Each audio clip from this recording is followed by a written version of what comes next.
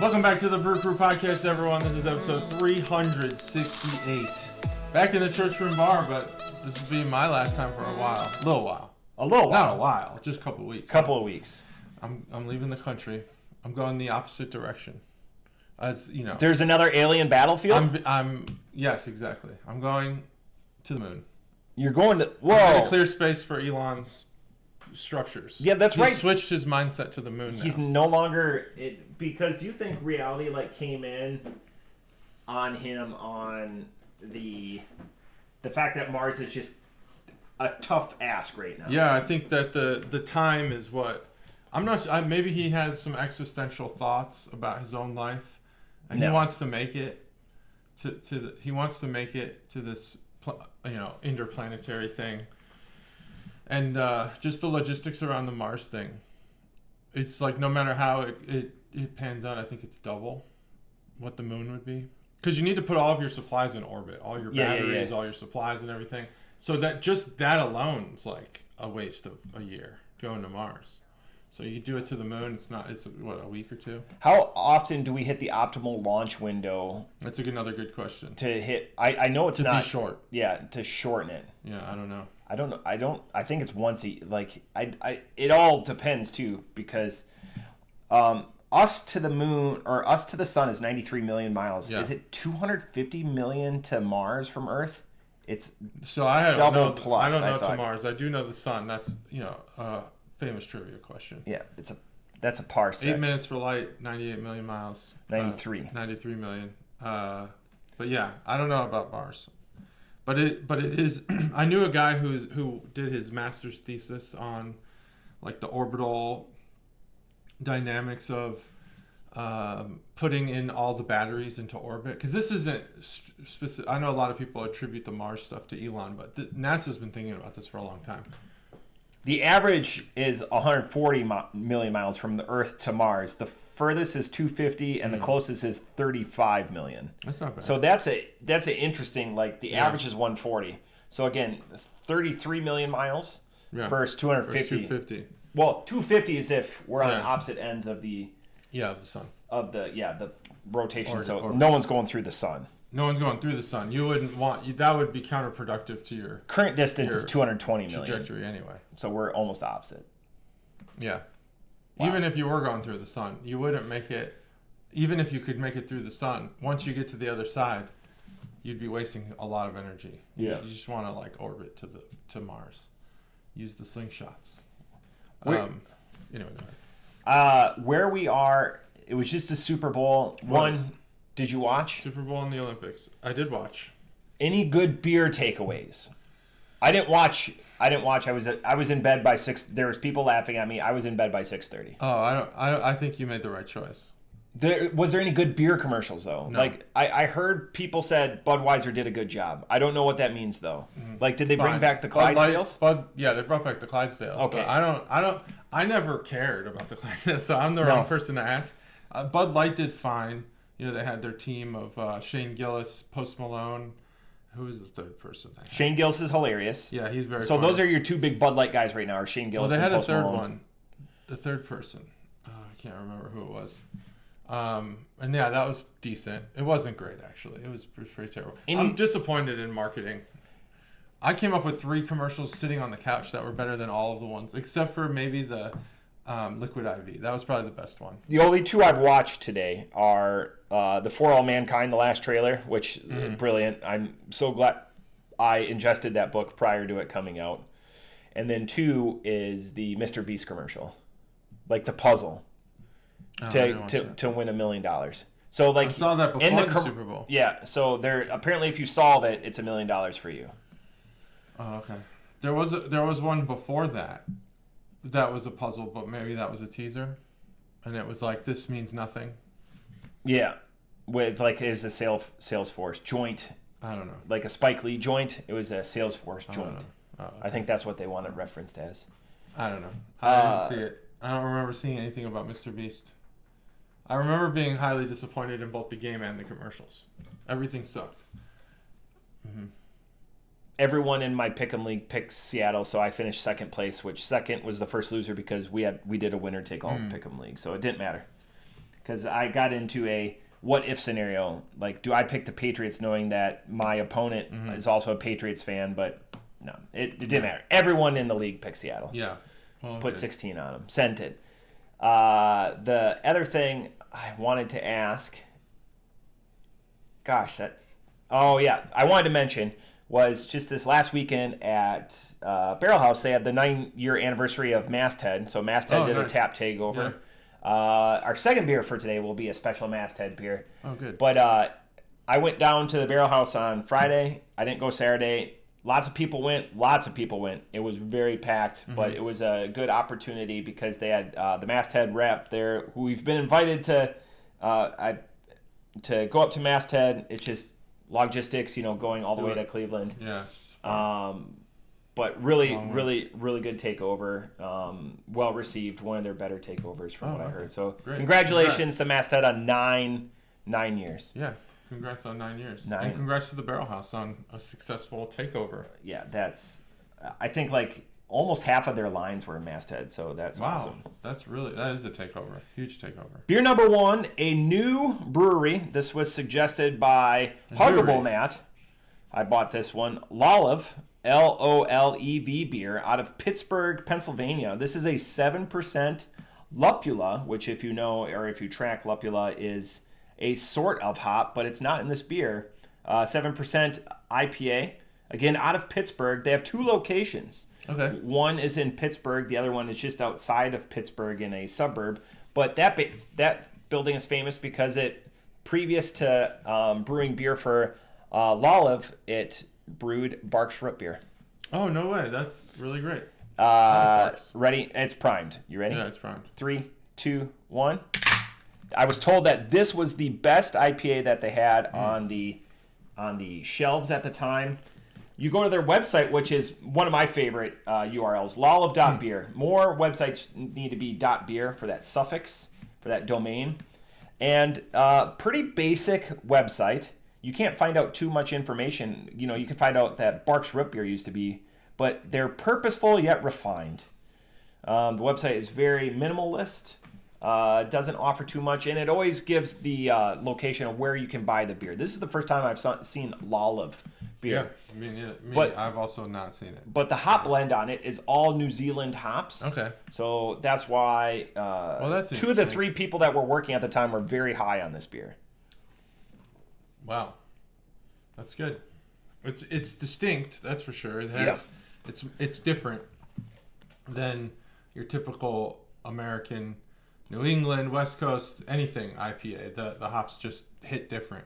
And that's not to say that it's more or less bitter. Just distinct taste. They said to expect it, and it's the Rawaka. That's all they said. They didn't want to spoil too much of it. I don't know. We have a beer podcast. I am truly stumped on this beer. What is this flavor? I've had it. I know it's the hops, but it's like something I've had. I'm trying to remember. We did that grape skin must. Like if it was that funk, like we had that because that was New Zealand. Yeah, was that. Yeah. This is right. This is unique. We've had it before. Yeah, in beer, but I've also had this flavor in other things. Oh, what is it? It's got a little it's brief and it's mid. This has got a lot of different flavor profiles. It's not just one. It's not like a fruited. It's 3 different distinct flavors without like a crescendo because it's all there and it's all very but earthy, it develops very herbal. In the mid palate or mid taste I get like a popcorn. It's odd. I can see that. It's very minor. I can see that. Everyone would disagree with me and that's like but it's like a no I get what not a buttered popcorn just like a plain popcorn. Yeah, plain. It's like I know what you're saying. It's a very We often say on the pod that it's hard to differentiate yourself as IPAs. Oh, by the way, they have a 450 on tap down there right now that is a Imperial Stout. No shit. Raccoon City here. I'm going to look it up. It was, and because I was I was asking the same question that I asked you last week as 450 North jumped the shark. Mm-hmm. And it was, Sorry, yeah, it was a double pastry Imperial Stout. Double pastry imperial The stout. first one I've had from them. Because we've had IPAs. Sounds great. We've obviously had smoothie sours. That's the first stout, imperial stout that I've had from them. It was really good, and it didn't taste like a 9.5. It drank completely different. Sorry, Stacy. Well, I want to try that. Meat stick. Raccoon City. Line 19. Raccoon City. And of course, it's got coconut in it. But coconut is... 450's been doing a lot more coconut. But again, we challenged them, and it was available. One thing that was brought up, and a comment was, 450 needs to back off their price point because that's what they're getting beat out at the. And I was like, I haven't seen a 450. It was common for $36 to $40 for their 4-packs. And they kind of retarded off of that a little bit, and they were in the mid-20s, like 22 to 28. So lately I've seen, they're not as prominent pricing, be it at Barrel House or be it at Pat's. It's a little more, you just get it up there or whatever, and you pay what you pay. But the comment was that Mortalis, which we had, Mortalis is now above $4.50.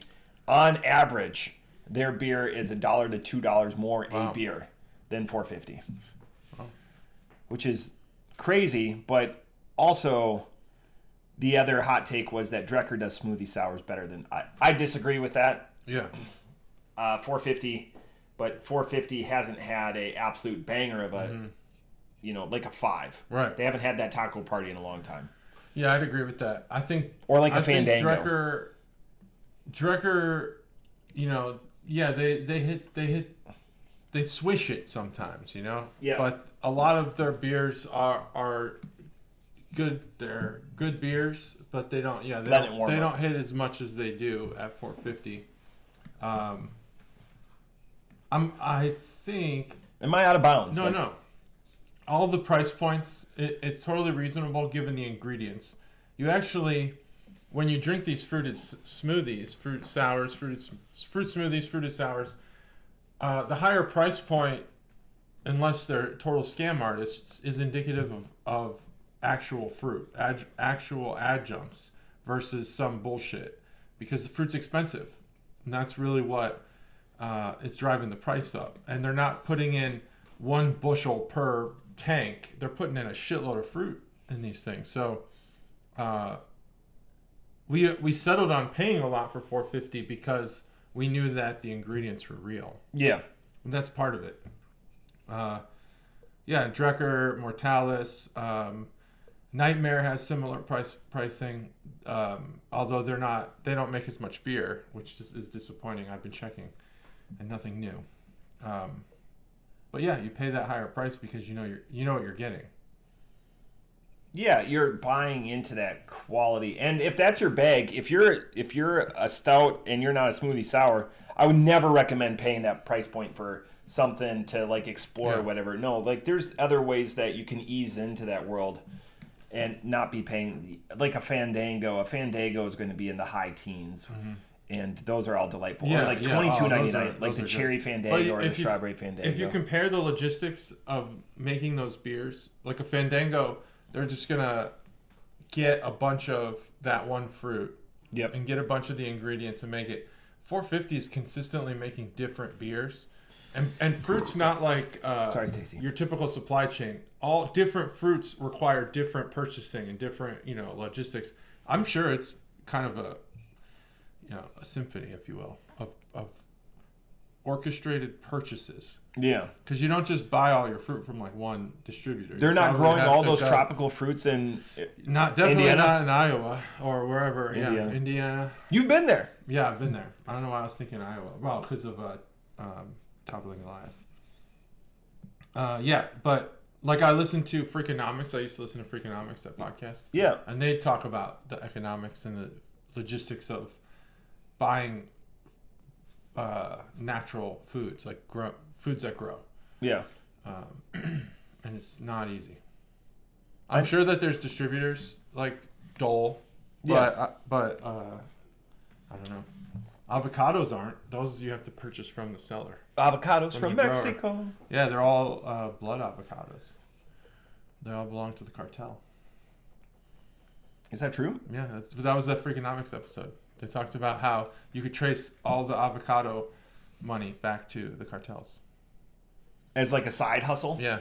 As like a, it's trying to legitimize. Racket. It's a protection racket. Here's just like the mob. Here's a, speaking of protection rackets and stuff like that, I got brought up to me organically 3 times in the last week on how Kalshi is now, how less than savory individuals and entities are laundering their money. Yeah, makes sense. Totally makes sense. Like there was a ridiculous bet that was put out on Kalshi, but somebody has to go against you in Kalshi. Mm-hmm. But like that Ricky Martin and all these people would be appearing, Jessica Alba, and they like stacked it up. Like somebody on the inside knew that. Yeah. And they put $50,000 on it. Damn. Well, yeah, that's the problem with these bet on anythings. And I mean, they've been saying it for years, even before these sites existed. Yeah. You can't do it. It's just too fixable.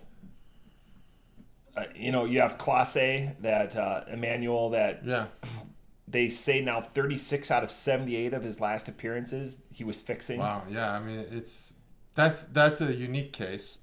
I think it's Chauncey Billups, in basketball. It's crazy.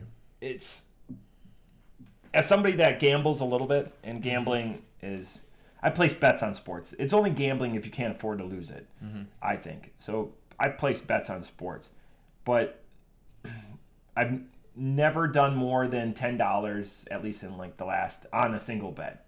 And I put like 2 or 3 in a day, but I skip days. So like we'll say like 6 bets in a week. Okay. Trying to prime up for the NCAA tournament, but it's interesting because I like having, and it goes back to this quarter bet thing that we were talking about last week. It's just like having a little bit of skin in the game. Yeah, it's too easy to fix. I'll tell you this, beer related, and Sunday went to Warped Wing. Yeah, there were 7 people in the entire. Yeah, I saw you check in, and we were like 6 of them. Wow. It was empty. I've never seen it like that. You would have thought. Yeah, we went to Crooked Handle on Saturday. It was nice because everyone was prepping for their Super Bowl parties. It was nice to see. Well, you want the businesses to succeed, but it was nice that it was dead. Oh, yeah. Yeah. Had the run of the place. Yeah. Don't have to wait in line for refills and whatnot. But, that's true. Yeah, good environment. I know a lot of places downtown closed between 4 and 5. Yeah. Warped Wing was going to stay open until 8 no matter what. Didn't matter. And the kitchen, they were closing the kitchen down at 5:30 though. They were going to send those guys home. Oh, okay. Yeah, I wonder why they were staying open like that. Maybe some people don't care about football, obviously. Yeah. Great. It would have been a great time to go. I know Barrel House, they closed at 4. Yeah, I saw that. On Sunday. And they were slow all day talking to them. Yeah, we went to Crooked Handle on Saturday. Did you get wings? Of course. Oh, so good. They were good. I'm getting a little burned out on the beer though. It's like the 3rd time I've been there. They're recently, and they don't rotate much. It's tough. Like I want to be like a super high motivated guy who's like, oh yeah. But this time I was a little bit less enthusiastic. It'd been a while since I'd been down there, so like the last time that I went just a couple weeks ago. But again, like you said, with the there's like the 3 or 4 staples, and then it's the food. But I was with the kids or whatever, so it's a different effect that you're going after. That's true.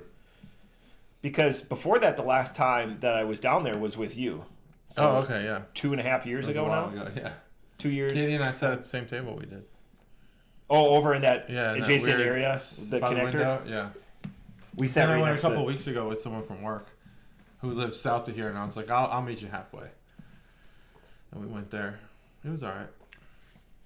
I like it, and I like the other. I haven't been to the other location, but that one's even higher rated than the original location. So it's good to see that, especially local breweries done well, especially in this business where a lot of breweries aren't capable. What's the brewery, by the way? The Soul guy, they did the GoFundMe. He was like the scientist or the chemist or whatever. Oh, yeah, Arshay. Arshay, there we go. I couldn't. Yeah. I was talking with Huggable Matt, and I was like, oh, there, because he was big in the Portland scene, and obviously we were talking about Rogue, and he did a lot of beer photography for them. Oh, yeah. But then I brought up Arche, because Rogue tried to do like a GoFundMe or whatever, and he goes, they were too wide. Kind of like Arche, you had the 2 locations. They if you went sold, yeah, they went too far. Wow. They had too many people making decisions with the checkbook. Oh, that's not good. Yeah. Yeah, you don't want that. No. They were good, making good beer. I wish it was still around. Yeah, Arche, for sure. Yeah. And it's just, it's indicative. People just aren't drinking like they used to. Which is good and bad. Good for health, bad for the industry. Yeah.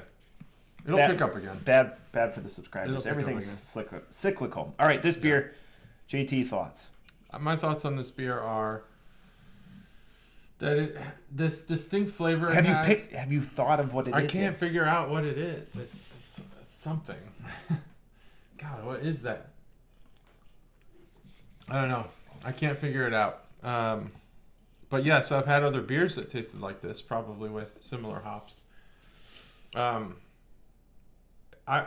It's not the best hop flavor. That I know. I'm not sure what I can compare it to. It's very earthy. It's very herbal. There's some distinct thing about this. But there is very small hints of like fruitiness in the back. The popcorn thing's interesting. That maybe there's like some grain flavor here, but the Birds of Paradise.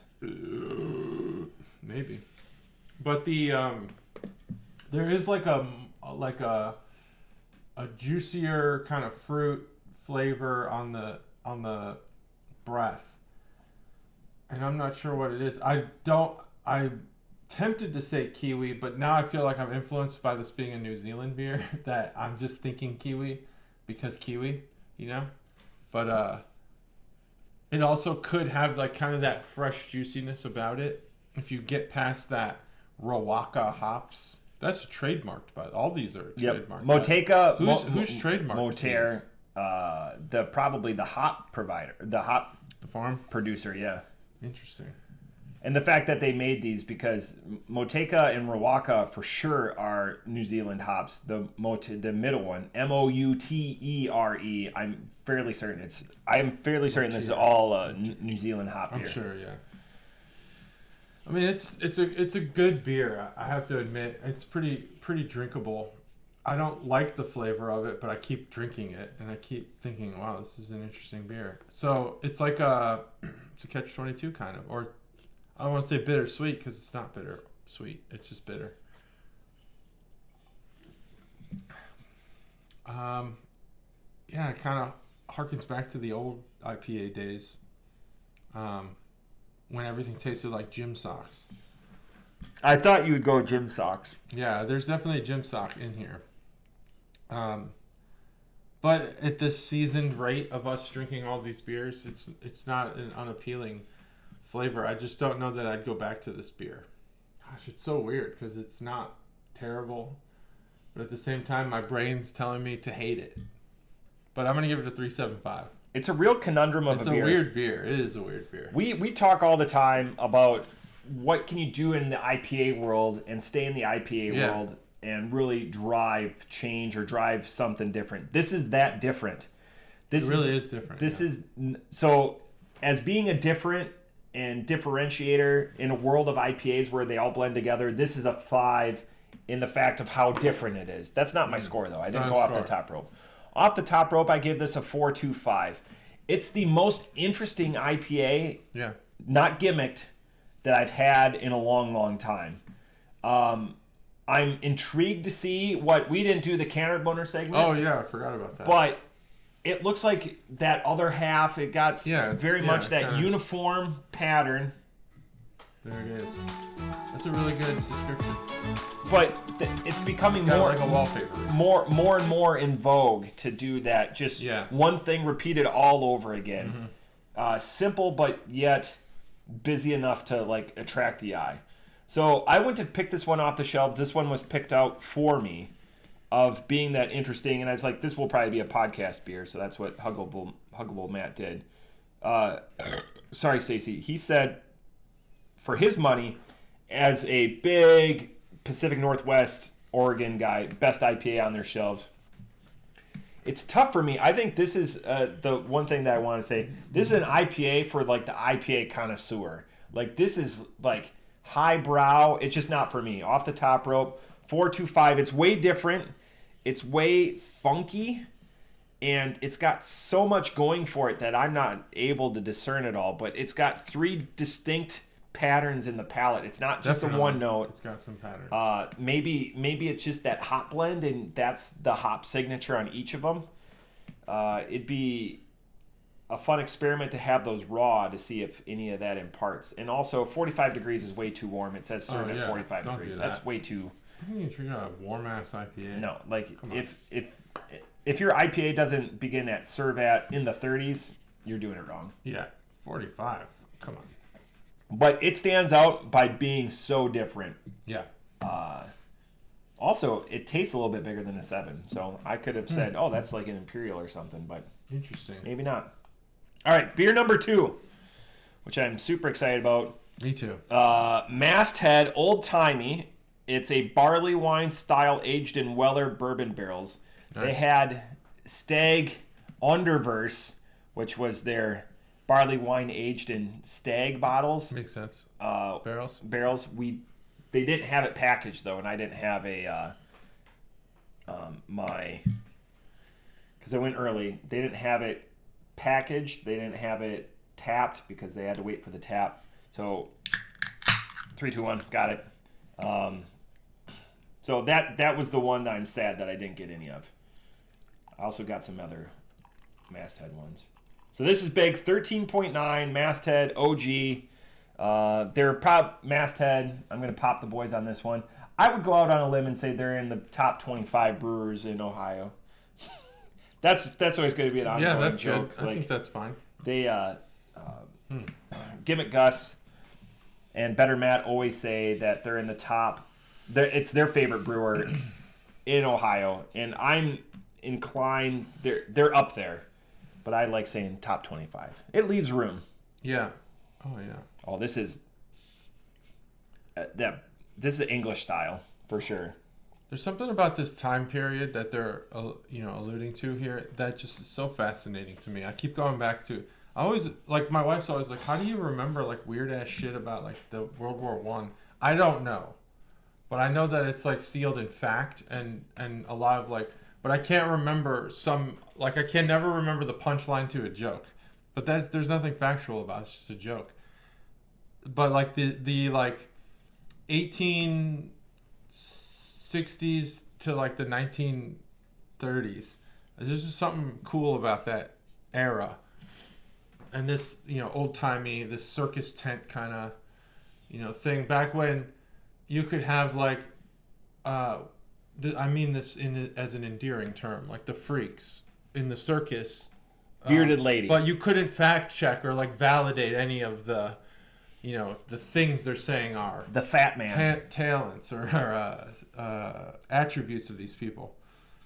Yeah, exactly. Like the world. Yeah, it'd be like the world's fattest man, and it'd be like just a fat guy. Yeah, not the world's fattest man. But you couldn't validate that. You didn't have the internet. And like these were touring circuses by train, which is the train. It just blows my mind that ever got done. Imagine we can imagine it now.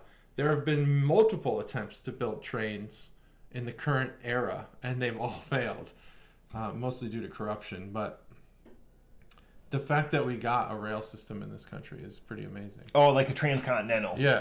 And they have like the circus would just go, like Barnum and Bailey would just go, touring via train. So we have a hill in my hometown that's called Plank Street. It's an old. I never remember this, but so the circus came to town one day, and the town was built alongside of a river, as a lot of Midwestern towns were, and it was down a giant hill, and it rained so bad that the circus couldn't leave town, so they had to put a bunch of planks on the hill, to get traction like you would do with like cat litter or something during the winter. Yeah. So they call it Plank Street Hill.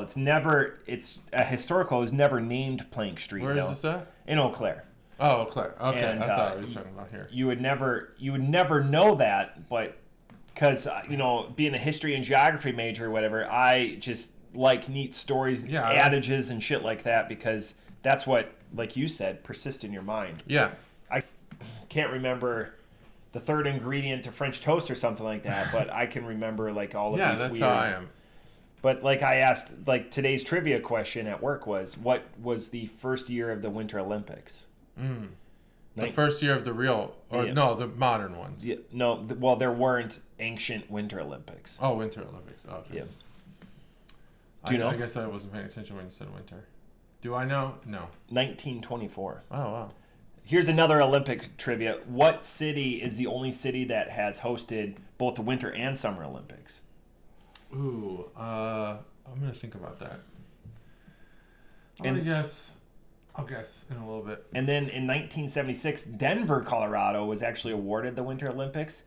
And because which year? 1976. 76. And they voted it down because of the citizenry of Denver didn't want to pay the tax increase for it. Okay, fair enough. I support that. I support that. I don't know. Revolt. I support that. What is the word I'm looking for? Taxation without representation. Well, it is taxation. Well, it is. Yeah. Well, you have representation technically, but can any of us really say we're represented? Do we really need that anymore? What's that? Representation. We can represent ourselves. We have the means. We have the means. Oh, go with much more of like a populist strategy. I don't know. I don't want to get into big conversations about how the government should be run, but a representation is just a corrupt body. They're not representing their people, because if they were, they would vote at the percentage of their election. So if you won by 60%, you would represent your people, but they don't. So it doesn't matter. Interesting. None of it matters. But this old-timey stuff. This is actually a good one. What was the first year somebody won a medal from the Southern Hemisphere in the Winter Olympics? From the Southern Hemisphere in the Winter Olympics. I'll give you a hint. It was actually New Zealand. Oh, yeah? The country that won the medal. Oh, what was the year is the question? Yep, what year? First year that somebody in the Southern Hemisphere won a medal in the Olympic Games. 1980. 1992. 92. Was that the same Olympics as the Jamaican bobsledders? Probably because that came out in 96. Oh. Was Lillehammer 92 or 96? I always get that one mixed up. I don't know. Who has hosted both? I don't know. Rome? It's not Italy. Greece? Somewhere in Greece? Athens? Where are there mountains? That's China? There's mountains everywhere. That's the deceiving thing. Because this is... The Olympics now are so dispersed. Sydney. No. There's no snow. There's no snow in Sydney? Not a lot of big mountain ranges in... Toronto. Australia. Or somewhere in Canada. Beijing. I did say China. Yeah. Beijing's hosted both, huh? Yep. Those sons of guns. And the century. The other thing is too, with the last Olympics that was in... What is it about that? In the Summer Olympics, you also had events happening in Tahiti with the surfing. Mm-hmm. So on the other side of the globe. Yeah. But it was still a part of the Olympiad. Yeah. Which is, that's an asterisk. I don't know. It was it was a long, long way away. I agree with that. I agree. It was weird. Isn't it weird that they just hosted the Sochi Olympics recently, and they don't even allow Russia in the Olympics anymore? It was that quick. The world changes that quick. Yep. I'm not arguing for Russia to be in. Thanks for letting us use Yeah. I know a lot of Georgia took a lot of figure skaters. There's a diaspora. There's 13 flagless athletes. Yeah, and they're in that weird UN thing or whatever. Yeah. But also Hong Kong gets their own Do they? Yeah, so Hong Kong has like 6 athletes. I Even know though that. they've been a part of China since 1999. Like that lease that Great Britain had on Hong Kong is up. Taiwan has a team in the World Baseball Classic. Yeah, Taiwan also That seems has dangerous to me. You shouldn't do that. a contingent in the I'm fine with it, but Olympics too. Do Because I forget how they determine. seems weird for a body that isn't aligned with United States. Yeah. Because we don't officially recognize it, do we? Or do we? Taiwan? Yeah. Absolutely. we Okay, recognize so Taiwan. but the rest of the world doesn't officially recognize it. It seems weird. It's very, Like very. the Olympics would align because they're like very like, well, we'll give one to Russia, give one to China, and give one to the rest of the world. Yeah. You know. Well, Russia is completely drugging, so that's U.S. The doping agency. That's what they say. Or the National Doping Agency. Well, then also the lashback with Ukraine, but Yeah. they were still in after they attacked them the first time and went after Crimea. They were in the next Olympiads after that. So, but a lot of it is that doping. Yeah. Because a lot of those athletes lifetime bans. Yeah. So. I want to say it wasn't USDA. It was the World Doping Administration. Something. WDA. Whoever it is, they're probably tied to Epstein in some capacity. You know, they all are. Show the files. Show them. I agree. Masthead Brewing. I've been there so many times. It still asks me for my age. So many times during like the Do you advent calendar. Not allow the cookies? I do because I know. there's so many Fuck the cookies. so many caching events that Yeah. happen. Fuck the cookies. I don't want your cookies. So with Old Timey, is this saying like this is a traditional beer? I can see why Gimmick Gus is big on this beer. This is very, very, very traditional, but it's got more of that toffee aspect to it. It's not as clear as like a very, very like English style. And I don't know. And the fact that I've had a lot of Weller. Weller's a little bit more syrupy, so I get that imparting on the palate. Well, I don't know. I wonder how much is coming out of the Weller barrels.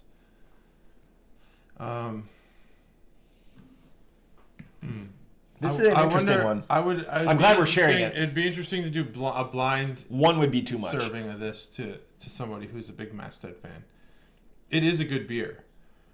I feel like there's a lot of Masthead love. Yeah. I'm so and glad that we're sharing might this one. influence and bias the results. Now, this is a good beer, so I'm not trying to say it's this specific one. But I wonder what this specific one would rate in another can. If I did a solo one on this one, I'd be sad about myself because this tastes every bit of 13.9. Mm-hmm. It's a little bit rough and unrefined, but not in a off-putting way. Rough and unrefined. I could see that. Because that 13, it doesn't hide it like with a bunch of adjuncts. Yeah.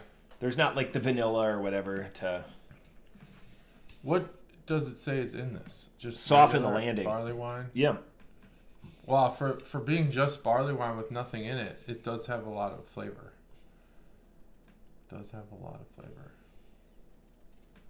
Wow. And you can only buy one can of it. They weren't. Oh, you can only buy one? Oh, absolutely. Because it's like how super limited? Or? Yeah. Wow. It's like Sun Killer. Like this is like you can limit one. I wonder what the old timey name. A lot of beers, some beers don't really name based on anything.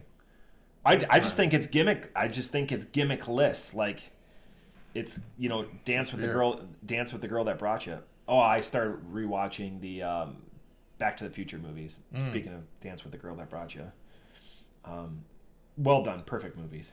At least the first two. They're good. This, man, it's interesting to go back to beers that don't rely on, multiple hops or gimmicks. Like there's no fruited smoothies, smoothie sours or whatever. I would say they're chock full of gimmicks. This is one where this is very simple beers. Simple being, there's not a lot of adjuncts or Yeah. unnecessariness. right? Like, yeah, I couldn't do that can by myself. There's nothing else in here. That's a sipper. Yeah, this is This is a distinct beer. Does it meet like the Mastheads that we had during the Advent count? I don't think so. That Vanilla Sun Killer was it's good. I don't know if this should have sat for a couple of years. Well, maybe. It's good. No, I think it's good. I kind of wish that more cocktails tasted like this. You know, it's very balanced. Oh, okay. It doesn't give you like you can't fuck this up. You know, it's pretty good. Like, I don't know, some cocktails you get, you know, the bartender's like, I'm gonna hook these people up. But sometimes, as much as I appreciate being hooked up, it you know, it tips the scale on the drink. It makes it less. What's your vacation drinkable. drink? Or does it depend? Like, yeah, it does depend. So you're going to a tropical place. I'm going to Mexico. I'm going to get a margarita. I'm going to drink margaritas constantly. Blended or rocks? Rocks. Rocks? Love margaritas, but I will get blendeds on the beach. Specifically? Yeah. What's the fruit? Like lime. Straight up. Just regular margarita. Lime margarita. That's the best. Salt on the glass. I love that. Do you bring on the beach, I get the frozen ones. And the blended ones, and those are good. Do you bring your own container then too? Like you're just like, hey, fill this up. That's like cruises. No. When you're on the beach, is it all inclusive? Yeah. Oh yeah. We always bring our own. I'm not bringing shit. We always bring our own container. Fill this up. Yeah, cruises. Yeah, but I didn't. No, on the beach, all inclusive. You got to go to Mexico, my friend. No, you don't do that shit. You just get as many as you want. You don't need containers. Just keep getting it. Keep getting it. They'll give you a glass. You put the glass down, they give you another one. Just do that. So you go through like 15 glasses? Who gives a shit? It's all fine, dude. I'm not carrying a cup around like some kind of weirdo. Yeah. Like some kind of cruise goer. I'm not a cruise goer. I'm gonna do this thing. I'm carrying my cup just for the environment. I don't need 15 I'm not cups. carrying anything. I feel it's a cup. I'm not carrying anything. I'm not carrying stuff. It's an Nalgene. A cup you could bring an Nalgene. A cup is more than I need to carry around. I can carry nothing. How big is the cup? It doesn't matter. I don't want to carry anything around. I just want to exist. This is my vacation. Give me a cup. They got plenty. Like a 10-ounce cup? Like a little like solo? Who cares? But then it melts so quickly. Like I'm drinking it right away. That's impressive. Well, I suppose if it's only like 8 ounces, like 2 drinks, you're done. Here, give me another one. You're not done with anything. Maria. You're not done with anything. It's unlimited. All inclusive. Then you have to wait longer, but like you get a big tankard. I've never waited. You got to go to Mexico. See, this is like my mom and sister, the same thing. Like, it's hard to fathom and imagine what the environment's like. It's just not what you expect. Yeah, you just have to experience it. It's different. It is like Mexico's not high on my list. Oh man, it should be. It's just so far. And water, they do a lot of offshore booze in there. Offshore booze? Yeah. So there was a documentary on how like you get premium when you're at an all inclusive. It's a little different, but like if you get a premium label, it's typically a rebottle. Look, I don't care. And I'm not an all-inclusive. I don't like. There's literally no reason for them to lie to you. Oh, absolutely. Oh my God, absolutely, there is a reason because then their profit margins go up. So what profit margins? Like, so the expense of the place? No, the expense of the booze. So if they can get like a $10 bottle. But you think it's a $40 bottle, then you lot it up, you bring it up to your friends. I don't think anything. I don't give two shits. No, but I'm telling you like what they do. It was a great documentary, but they rebottle it. Yeah, I understand. So then I understand what you're saying. I just don't. Government tried to crack down on it, yeah, and everything in Mexico. So then they just paid off the government. They're like, hey, we're gonna get more people down here thinking that we're selling a premium product. They're not selling anything. I understand all inclusive, but it just increases their profit margin. Sure. Good. Because they're spending less. I'm drinking whatever I want. But rebottle it. And if it's rebottled, fine. I'll never know. You know? If I'm going to get something straight up on the rocks. Well, there's a fox in the backyard. I just cut up to the left. Sorry. I don't see it. But if I'm getting something straight on the rocks, maybe. But I'm not. I'm getting mixed Yeah. drinks. Doesn't matter. There's always somebody that can just come shit on your parade, you know? Just whatever. Rain on it. Shit on your cereal. Whatever. Pissing your Wheaties is what I think you're looking for. Wheaties already taste like piss, so who cares? You know? Dry-ass wheat flakes. This is good. What you pour milk on. I'm good. Maybe like on my Fruit Loops. Fruit Loops are amazing. If you piss on those, I'll be mad. Who's even eating Wheaties? Do they even sell Wheaties anymore? Probably not, because no one was buying that shit. I sell Wheaties. Do you eat Cereal Raisin Bran? For athletes. Cereal is the worst thing you can consume. It's worse than candy. Don't fucking eat cereal. Do you know who started cereal, by the way? I might have used to know this, but I don't. No.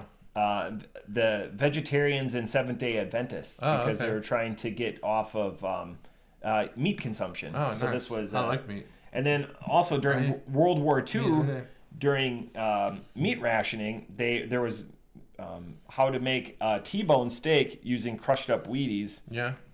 A little bit of milk and hamburger, because you'd make your meat go farther. So you'd blend it all together and shape it into T-bone. Today's people would never make it. And you'd bake it. War. We actually did that recipe like 20 years ago. Oh yeah, how'd it go? Oh, it's horrendous, but like, growing up eating questionable stuff, I didn't starve, but like, I would be more apt to mixing what you have and just surviving on calories rather than like having a culinary experience every time. Yeah, if you're in survival mode, survive. Yeah, we can't. We'll never enter survival mode ever again. In this country, we'll just fail. Let me just put it out there. There's not enough people who are willing to survive. Oh, I see. Oh, yeah. People have like the skill set. Are horrible. Just people are terrible. No one wants to just survive. They just want everything their way. And you know what? It doesn't matter. If we go to war, our own country won't agree on it anyway. So we'll be in a civil war, and we'll just end. So it's all good. So we don't have to worry about rationing cornflakes for steaks. Because we won't make it that far. We'll just end. But Mexico. Oh, I didn't know if you wanted me to hit the end. No, I'm not saying goodbye or anything. But Mexico, great, yeah. So some resorts are serving, Well, cruises do it too. Yeah, it's been done. I'm sure cruises do it. I'm not arguing for that. That's the other. I'm going to an all-inclusive resort. That's the other thing too. Like, I want Red Bulls in the morning. I want a sugar-free Red Bull, and like, you buy all you can drink packages, and they're like, Red Bull's not included. I was like, it was included on ours. I'll pay cash, and they're like, okay. So then there was such an outcry the last 2 cruises we were on that Red Bull was included. But I remember that first cruise. Red Bull was included, and the drink package is the stupid fucking thing anyway. This was 2015, but it changed. Okay, fine. Yeah. It's always just, who cares?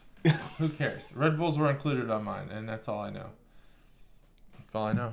I don't know about your first cruise. Yeah.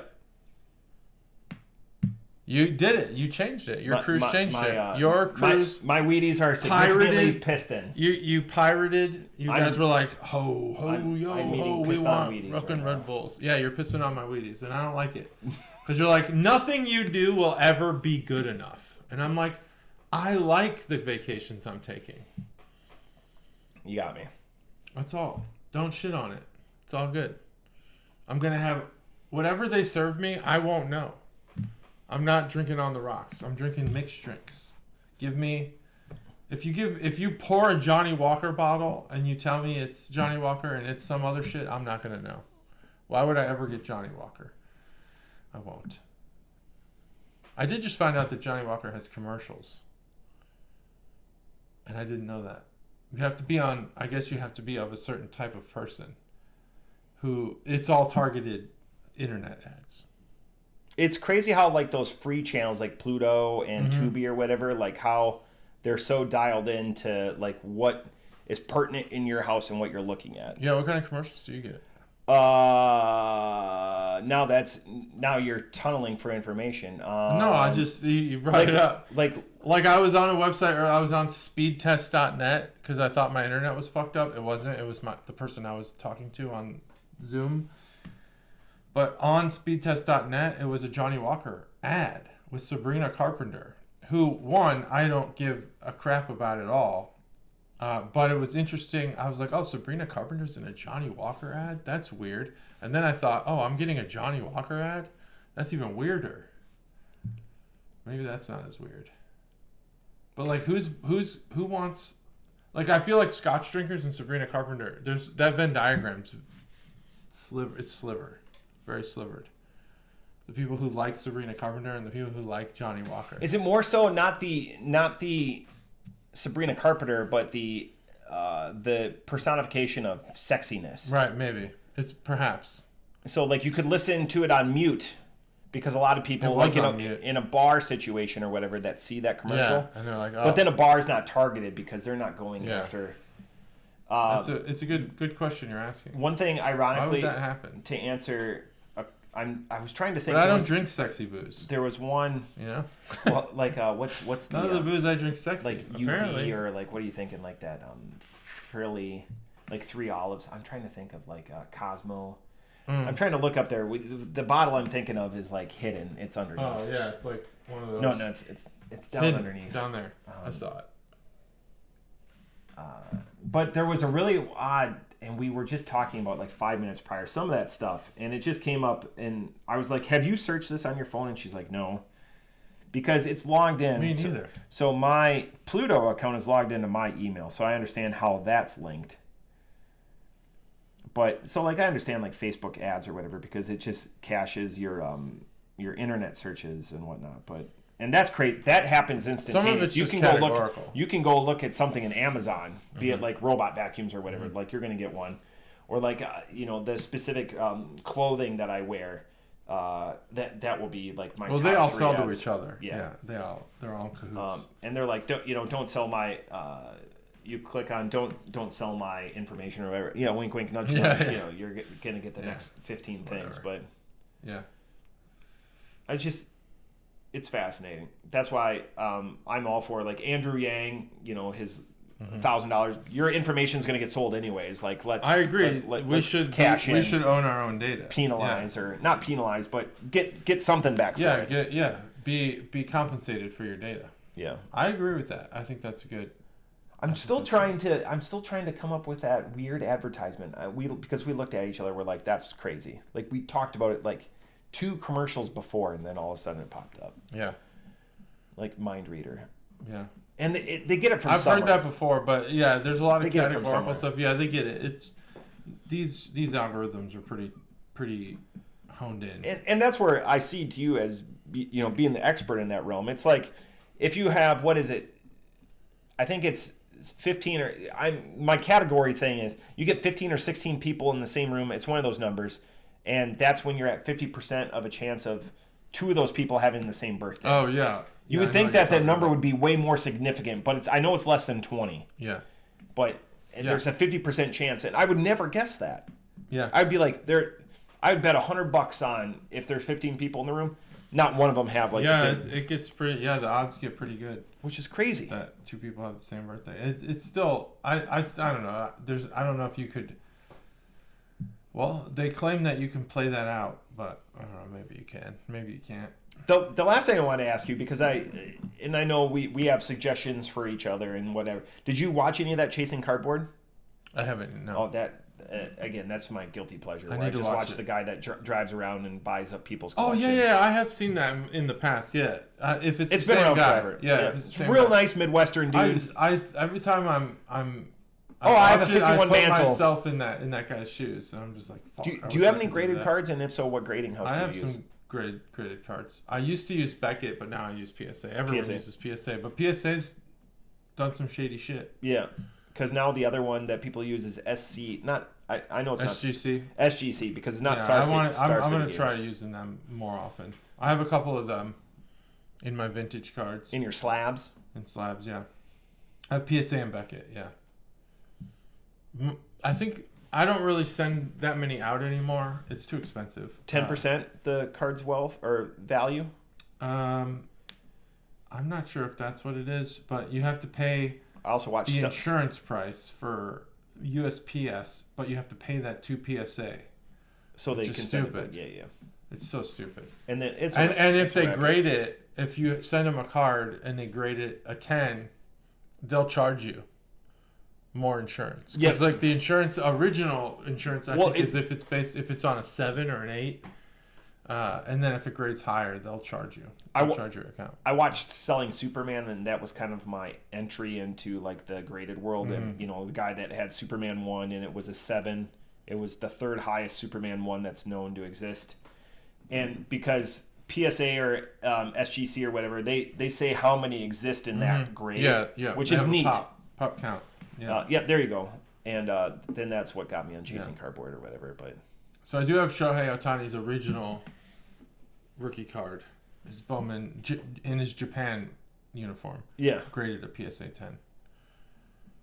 His first American card. Can you say what's the value on that? Thousands. Yeah. So it's a... Is it numbered? The year 2016, 2017, somewhere in there. Bowman Chrome Mega. Is it a one of? Like one of... I'm sure there's... No, it's not numbered. There's another guy too that he was obsessed with collecting one-ofs. Yeah. So not like 1 of 1, but like 1 of 10. He had to have the first card in the series. Oh, I have a couple of those. It was because these people, when it's like that passion, they know what they have, and it's tough for them unless they want to get out. None of these people are. This guy's not going after vulnerable people that are like, I'm looking for my next hit or whatever. Like, and he offers them, like 50 to 60% seems to be, unless he's really after, some. That's changed a little bit. They're more like 80% now, 80-90%. But the market is down a little bit from where it was at the COVID. Yeah, it's the same with Magic. But like if there's an influencer, quote unquote, they're not getting a deal. Not for me anyway. They're gonna get 90%. I'll give them that. Oh no, that's gonna be your offers. You want 90%. Oh yeah. 90%. These guys are fine. You gotta leave some meat on the bone. I get that.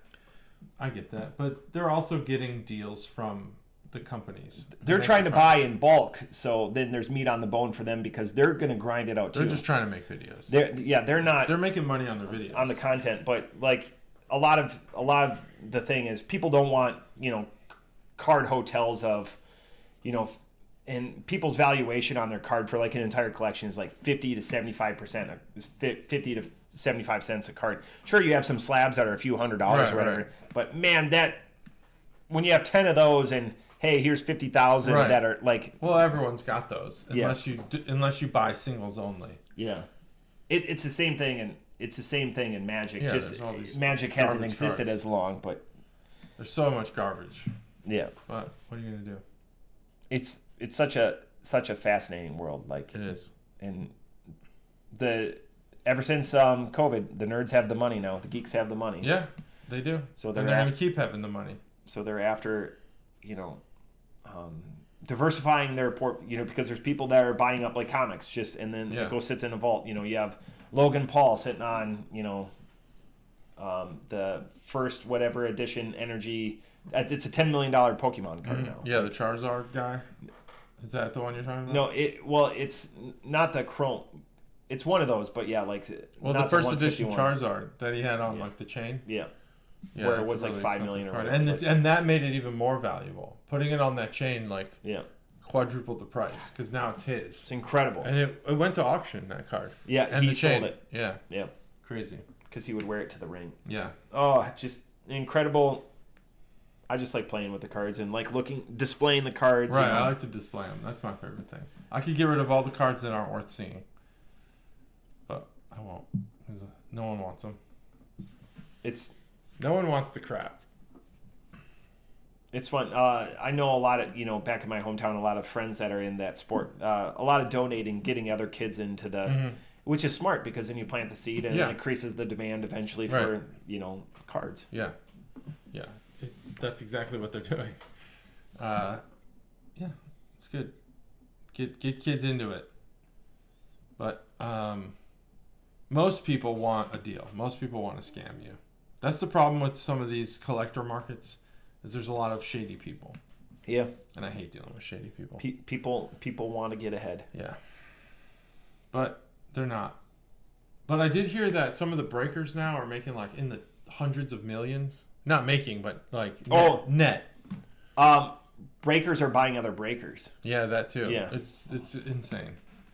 And That's these guys scam. aren't business Breakers. people. That's a scam. Yeah, it's the best. It's not a scam. That's actually, this is exactly, anytime a new market comes and raises itself as like the next big thing, don't buy into that. Buy into the adjacent markets. This is what the gold rush was all about. The only people who got rich on the gold rush were the shovel sellers, the people who sold the equipment to find gold, and that has reigned true all the way through today. The only people that are getting rich on cards are the people who are opening and not keeping or buying any of these cards. Mm-hmm. Breakers, smart.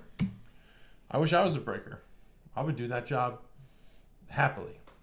Just open cards, have the thrill of it, but none of the cost. Do you have a bunch of wax? Yeah, I have some wax. It's all garbage. Yeah. Yep. There's definitely a dead area. But there's ways to increase the value. Like you can send them out to get autographed or That used to be a lot bigger too. Now, no one signs for free. Yeah. I'm fine with that, not signing for free. I'll send $20 with it. Anyway, thoughts on this beer? Yeah, this beer's pretty good. I'm surprised that there's no adjuncts in it because it has a lot of flavor. I think it's to keep it that old timey when there wasn't adjuncts. But it has flavor. It has like a chocolate caramel flavor to it.